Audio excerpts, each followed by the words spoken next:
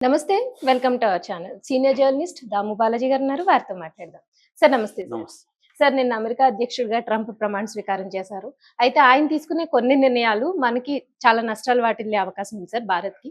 అయితే ఆటిల్ని మోడీ ఎలా ప్లాన్ చేస్తున్నారు ఇప్పుడు? ఒకవేళ ట్రంప్ తీసుకునే నిర్ణయాలు మనకి నష్టాలు వాటిల్లితే ఈయన ప్లాన్ ఏంటి చెప్పొచ్చు? నిన్న ట్రంప్ ప్రమాణ స్వీకారం చేశాడు. ఇది ప్రపంచవ్యాప్తంగా ఇది తప్ప ఇంక వేరే న్యూస్ అవును లేదన్నట్టుగా సార్. ఇదే చేస్తున్నారు.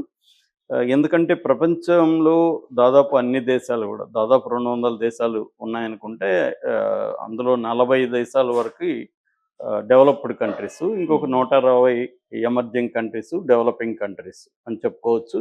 ఈ ఆ 40 డెవలప్డ్ కంట్రీస్ కావచ్చు, ఈ 120 ఎమర్జింగ్ కంట్రీస్ లేదా ఎమర్జింగ్ ఎకనామీస్, డెవలపింగ్ కంట్రీస్ కావచ్చు, హ్మ్. అందరూ కూడా ఏదో ఒక రకమైన టెన్షన్‌లో అయితే ఉన్నారు. అవును సార్. అంటే ట్రంప్ తీసుకునే నిర్ణయాల వల్ల ప్రపంచ గమనంలో చేంజ్ జరిగే అవకాశం ఉంది. హ్మ్. దీన్ని ఇప్పుడు ఇంటర్నేషనల్ ఎక్స్‌పర్ట్స్ చెప్తున్న దాని ప్రకారం 5 రకాల ప్రధాన మార్పులు ఇంటర్నేషనల్‌గా రావచ్చు అనేది చెప్తున్నారు. అవి ముందుగా నేను మాట్లాడతాను. దాని తర్వాత ఇండియా విషయానికొస్తాను. Okay sir. So, big changes ఏందంటే, ఒకటి, అమెరికాకు సంబంధించిన అలియన్స్ మిత్ర దేశాలు కొన్నున్నాయి హ్మ్. అమెరికాకి. హ్మ్. ఆ దేశాలకు గూడా దెబ్బ తగులుతుంది. ఇప్పుడు ట్రంప్ ట్రంప్ తీసుకున్న తీసుకున్న నిర్ణయాల వల్ల. హ్మ్. ఆ దేశాలేవేవి? యూరోపియన్ కంట్రీస్ గావచ్చు, జపాన్ గావచ్చు, నార్త్ కొరియా గావచ్చు. ఆహ్, ఏ నార్త్ కొరియా అలియన్స్ కాదు. బట్ నార్త్ కొరియా గూడా మంచి చెడు ఉన్నాయి. హ్మ్. ముఖ్యంగా ఈ అలియన్స్, ముఖ్యంగా నాటో, నార్త్ అట్లాంటిక్ ట్రీటీ అనే ఆర్గనైజేషన్ ఉంది. అదే ఇప్పుడు ఉక్రెయిన్, రష్యా వార్‌కి కూడా ఈ నాటో పాత్ర ఉందన్నమాట. హ్మ్. ఇప్పుడు ట్రంప్ ఏం చేస్తున్నాడంటే, అమెరికా ఫస్ట్ అనే పాలసీని ఆయన తీసుకొస్తున్నాడు. Okay sir. అట్లాగే మగా అంటారు. మగా అంటే మేకింగ్ అమెరికా గ్రేట్ అగైన్. ఈ మగా అండ్ అమెరికన్ ఫస్ట్ పాలసీ. అంటే మిత్రుల, శత్రువుల అనవసరం. హ్మ్. ఫస్ట్ మాకు అమెరికా ఇంపార్టెంటు. సో, మేము మిత్రుల పేరుతో మా డబ్బులంతా అక్కడ మేము వాళ్ళకి హ్మ్. ఎందుకు పెట్టాలి అనేది ట్రంప్ అడుగుతున్నాడు. అట్లా ఇప్పుడు నాటో ఫండ్ మేమెందుకు ఇవ్వాలి? NATO fund. మీరు కూడా నాటోలో ఉన్న దేశాలందరూ మీ జీడీపీలో 5% ఇవ్వండి అని ట్రంప్ ఆల్రెడీ వాళ్ళకి చెప్పాడు. దాన్ని ఆల్రెడీ జర్మన్ రిజెక్ట్ చేసింది. బ్రిటన్ వ్యతిరేకిస్తుంది. జపాను వీళ్ళు వ్యతిరేకిస్తున్నారు. కెనడా వ్యతిరేకిస్తుంది. ఇవన్నీ ఉందన్నమాట. సో, ఇది పెద్ద మార్పు. అంటే మిత్ర దేశాల్లో డబ్బులు పెట్టడాన్ని కూడా హ్మ్. ఆహ్, ఇష్టపడట్లేదు ట్రంప్. హ్మ్. విత్‌డ్రా చేసుకుంటాడు. అంటే ఆల్రెడీ డోజ్ అనే ఒక సంస్థను కూడా ఏర్పాటు చేశారు. డోజ్ అంటే department of government efficiency. Already దాంట్లో ఇలాన్ మస్క్, వివేక్ రామస్వామి అని ఇండియన్ ఆరిజిన్ బిజినెస్ మ్యాన్ వీళ్ళు ఉన్నారనమాట. హ్మ్. కాకపోతే వివేక్ రామస్వామి బయటికెళ్ళిపోతున్నాడని వార్తలొచ్చాయి. Okay sir. ఏదేమైనా గవర్నమెంట్ ఎఫిషియన్సీ అంటే గవర్నమెంట్ స్పెండ్ చేస్తున్న అమౌంట్‌ని తగ్గించాలి. హ్మ్. యాక్చువల్‌గా ఇవాళ అమెరికన్ గవర్నమెంటు వాళ్ళ జీడీపీలో 25, 30% అమెరికన్ గవర్నమెంట్ స్పెండ్ చేస్తుంది వేరియస్ హ్మ్. దీనికోసం.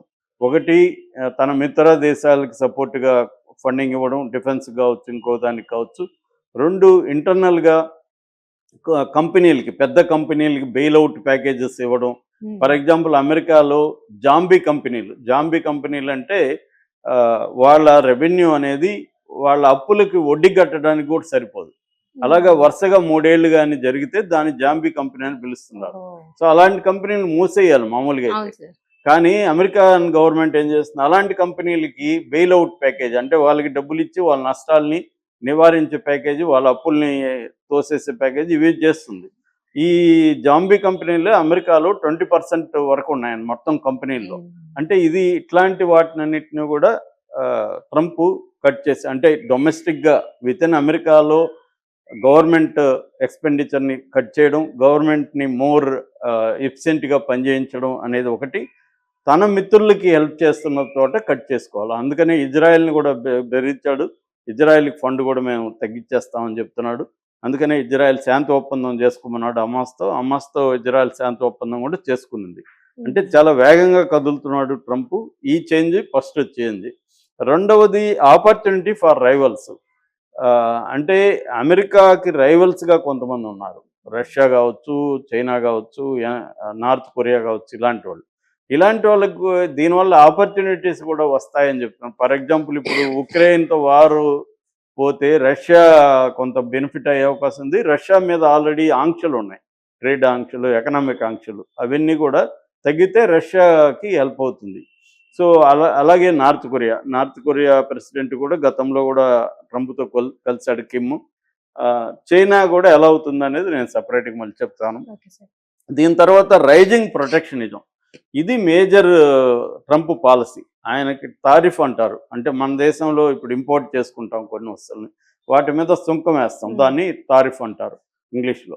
ట్రంప్ పదే పదే ఏం చెప్తాడంటే ప్రేమ మతం, ఈ 2 పదాల తర్వాత నాకు డిక్షనరీలో ఇష్టమైన పదం తారిఫ్ అని చెప్పాడు ఆయన.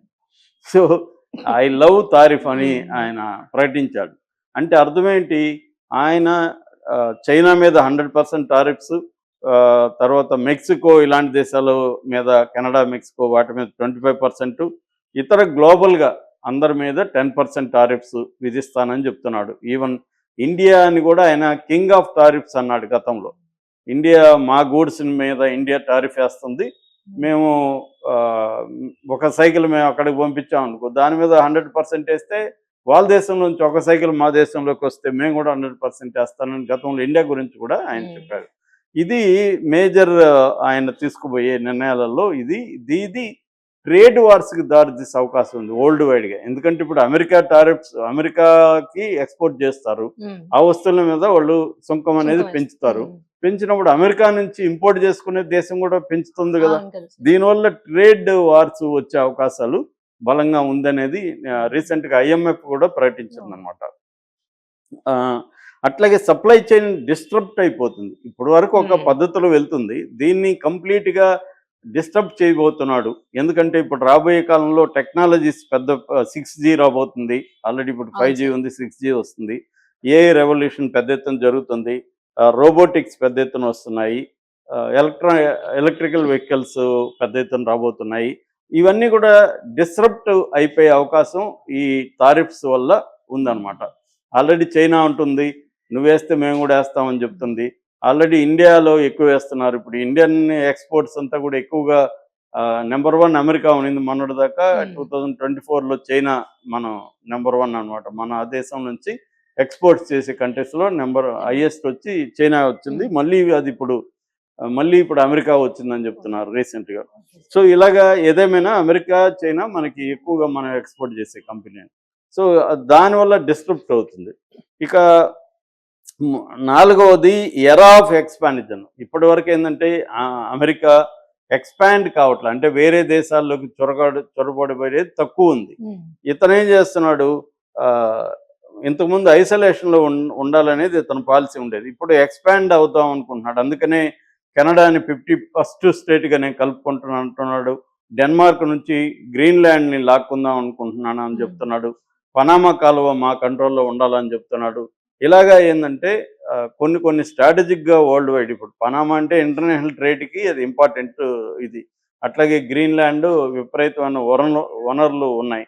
అట్లాగే కెనడా వెరీ ఇంపార్టెంట్ కంట్రీ. ఇప్పుడు దీనివల్ల ఏమవుతుంది, టెన్షన్స్ క్రియేట్ అవుతాయి. ఆల్రెడీ డెన్మార్క్ యాంటీగా స్టేట్మెంట్ ఇచ్చింది, పనామా అథారిటీస్ యాంటీగా ఇచ్చారు.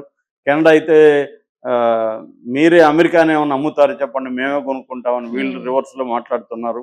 ఇలాగే ఇంటర్నేషనల్లీ ఒక టెన్షన్స్ వచ్చే అవకాశం ఈ ఎక్స్పాన్షనిస్ట్ పాలసీ వల్ల వచ్చే అవకాశం ఉంది.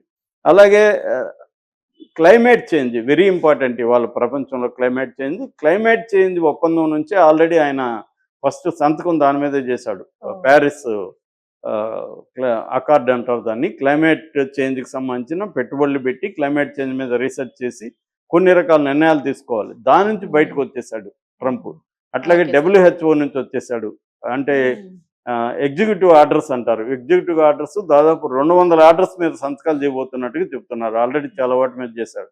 అంటే బైడెన్ తన 4 ఏళ్ల పీరియడ్లో 160 ఎగ్జిక్యూటివ్ ఆర్డర్స్ మీద సంతకం చేస్తే ఇతను వితిన్ మంత్లో 200 ఎగ్జిక్యూటివ్ ఆర్డర్స్ మీద సంతకం చేసే అవకాశం ఉంది. ఇదేంటంటే విత్డ్రా అయిపోతాడు.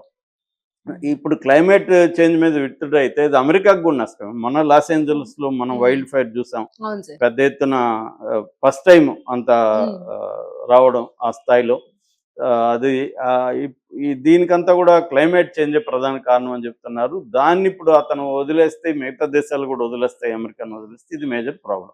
సో ఈ 5 ప్రధాన చేంజెస్ రాబోతున్నాయి ట్రంప్ వల్ల వరల్డ్ వైడ్గా. అయితే ఇండియా పరిస్థితి ఏంది? ఇండియా గత 4-5 ప్రెసిడెంట్ల కాలంలో అమెరికాతో వెరీ ఫ్రెండ్లీగా ఉంది, చాలా సంబంధాలు ఉన్నాయి. At the same time India ముందు నుంచి కూడా అమెరికా మీద డిపెండ్ అవ్వకుండా బైలేటరల్ ఇతర మల్టీలేటరల్ బైలేటరల్ సంబంధాలని కొనసాగిస్తుంది ఇతర దేశాలతో, తెలివిగా వ్యవహరిస్తుంది ఆ విషయంలో. అంటే అమెరికా మీదే మనం సోల్గా డిపెండ్ అయితే రేపు అమెరికా పాలసీ మారితే మనకి ఇబ్బంది అని ముందు నుంచి జాగ్రత్త పడుతుంది. అట్లాగే ట్రంప్ వస్తాడనేసరికి మన ఇండియన్ డిప్లొమసీలో కూడా చేంజ్ వచ్చింది.